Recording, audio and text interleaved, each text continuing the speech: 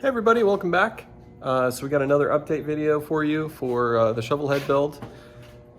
This is the Fender that originally came on the bike, and instead I'm going to be running a Wassel Fender that I'm doing a little custom work to. I'll show you guys in a second. Got it from my buddy Steven. So thanks Steven for that. Over here we got my ratchet top trans. My buddy Peyton just came over. We had worked on his and had to like disassemble mine to give him some parts so that he could get rolling again, since my bike wasn't gonna be rolling anytime soon. And he was nice enough to come over and help me. He bought the parts that we used on his, and then he helped me reassemble it, because I'm not really an expert on those, but he's becoming a pretty good expert on them now with all the practice. And over here we got the Wassel Fender I had just mentioned. You can see that I made these little scoops in the rear fender just out of sheet metal.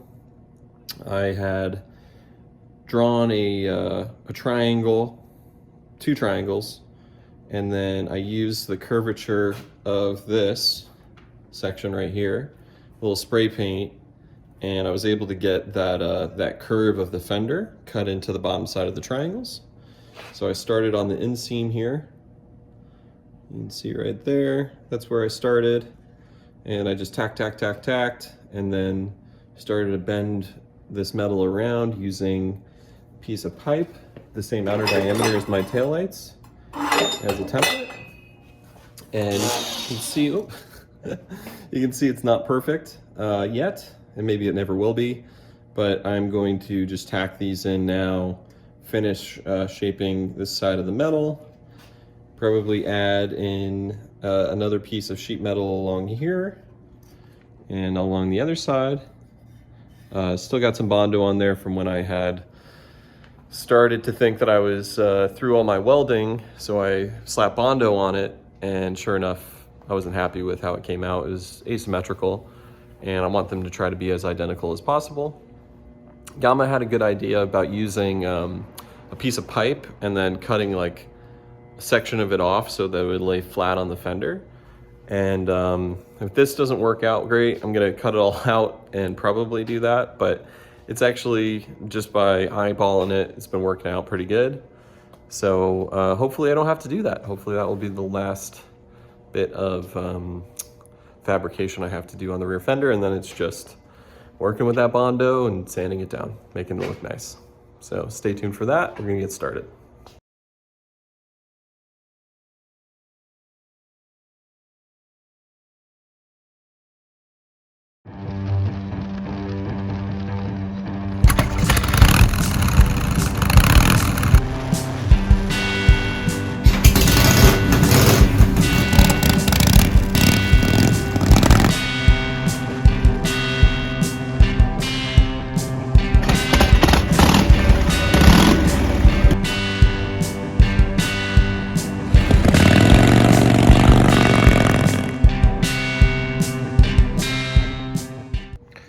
Here we have my frame that I'm going to be using, because I've already seen this, but just want to get everybody's opinion, what you think.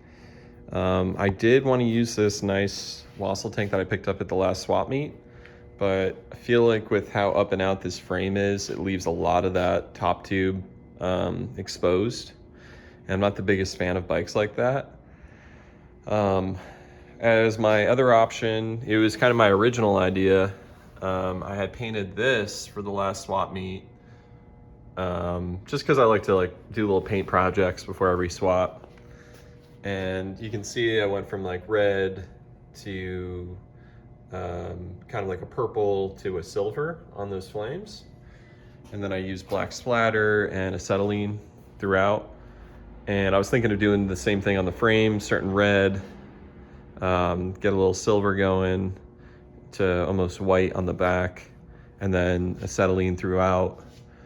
Kind of doing the same thing there, and then on my fender doing the flames the same way.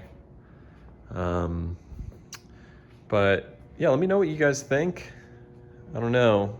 I know some people run these tanks on whatever, but I feel like I need a little more coverage, which that lowbrow tank actually offers. One thing I don't like about it though is that it's a low tunnel, and this already has like a big window right here. So I kind of like the idea of using a higher tunnel tank that fills that up a bit. But you know, I'm just gonna try to work with what I've got, because that's what I always do. So love to hear your guys' opinions. Let me know what you think. Also, just a little update. We got the Evo motor out of the 88. We looked down the spark plug holes with the laparoscopic camera. You can see the hone marks. It looks really nice in there. So I'm assuming somebody rebuilt this at some point. Another clue is somebody took the time to spray paint these the covers and the lifter covers down here. So yeah, somebody took good care of this thing, and fortunately it's staying in the family. It's going to Blue. He's going to try to build a chopper out of it. And try. I know he will. So I'm finally able. I dropped the price of this whole roller down to 650 bucks, and somebody's supposedly coming today to pick it up. So I'm really stoked on that, because it's been taking up way too much room in the shop. So yeah, hopefully he shows up soon, because I'd really love to get this out of here. All right, so here we go. That's after the first coat of Bondo on there. You can see it's starting to take shape. Again, we're not gonna concern ourselves too much with how smooth it is right now. We're more just looking for building up in the right areas. Like all this needs to be addressed, filling up the voids.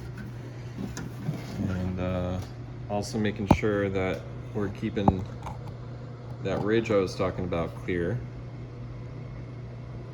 So yeah, I've still got probably like 2, maybe 3 layers to go, using a little less each time, trying to keep this wassail rib intact. Yeah, so we're making progress. All right, so 3rd layer is on. Let's take a look on this side. Finally covered up that bit. Finally got that side covered. Now I'm gonna wait to fill in these holes. I think I already mentioned this, but since the wiring needs to be done and everything, I'm gonna hold off on filling this. I might actually cut out pieces of metal, since this is a huge gap to cover.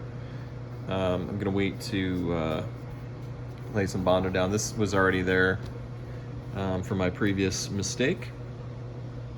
So yeah, the plan is cut out some semicircles, fill up these. Once they're all wired, then I'll go ahead and Bondo over that and just kind of complete it. But I'm pretty happy with how it's starting to shape up. Let's see the back side here. This needs to be extended a little bit. See, it's still quite porous, but it's getting there. Really excited when I get to start finally smoothing it out.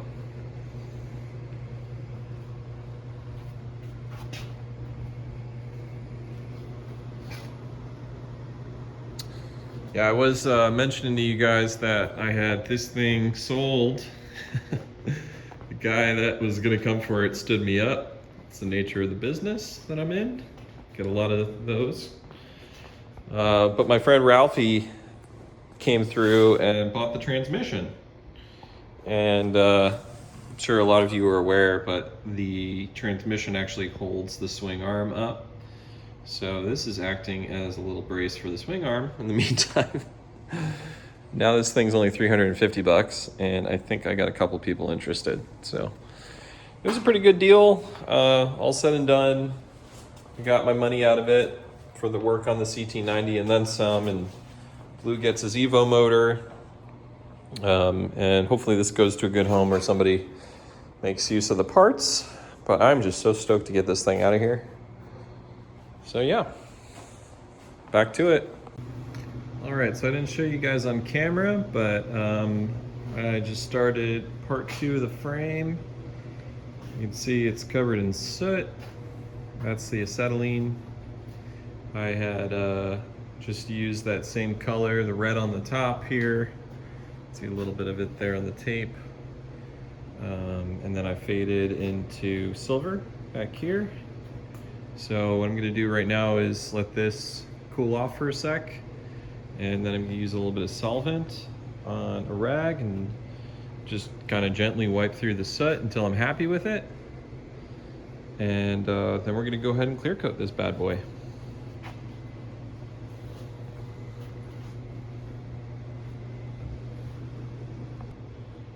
Alright, so here we go. Let's see, it is showing a little bit of color, not a lot. It's kind of what I was going for. I'm not trying to make this look old, like I'm not really going for a crackle effect, but more just like I don't want it to just be one color. And you can see definitely that blue, that red, and yeah. Like how the black soot really sticks out. I wanted this frame to be darker than that blue, so mission accomplished. Might do a little more solvent, bring out that blue slightly more. Looks like I got a little crackle going down here, not sure why, but we'll roll with it.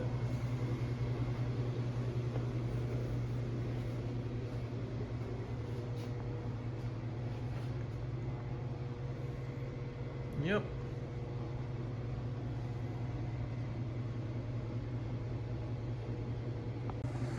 Alrighty. So we got the clear coat on there using 2K. You can see the reddish, purplish, blue color. And then as we make our way to the back of the frame, it kind of starts to fade into more of a silver. But it's still dark. From far away under the fluorescent lighting, it kind of looks black. And then you get up close and it's all kinds of colors. So I'm stoked on it. Let me know what you guys think. This is the gas tank. This is kind of what I was talking about. I was trying to match the flames, where it starts off red and then it works its way to more of a silver at the tips. And then this is where we are with the rear fender. Looking somewhat symmetrical here. Still doing my best to keep that rib exposed, layer by layer. Finally got some of this filled in down here. That's where I last added. And then obviously I haven't sanded that down at all. Trying to match left and right in terms of how much concave there is. This side's almost flush. And this side it like caves in a bit. And instead of building this up a lot, I've decided I'm actually kind of digging the concave look. So I'm gonna cut into this tomorrow after I let it fully cure. And then I want these to fade into the fender more seamlessly, not like a hump at the end. But you can see it's looking pretty good. Pretty good. So yeah, I'm excited to wire this up. I actually decided that I might not fill this at all. Might leave it open and then just hide the wires, tuck them in the top, drill a hole through the sides like this, and then the wires would come straight across from here and then down the rib and back out another hole to get to the battery. So, work in progress. But we're making moves. Trying to be done by the end of the month. And pretty much got all the parts here, so no excuses. I think it'll be ready in time for the show. So yeah. Alrighty, so we got the frame painted, got the tank painted. Those are both curing right now. Tomorrow we're actually gonna be out of the shop, so I'm gonna give this 2K a full 48 hours secure. Then we can buff it, probably do another coat. You know, some people will actually let it cure for longer than 48 hours. So we'll see how it's looking on Sunday. And if it even needs a second coat. I saw some bubbles on the tank, so that definitely will.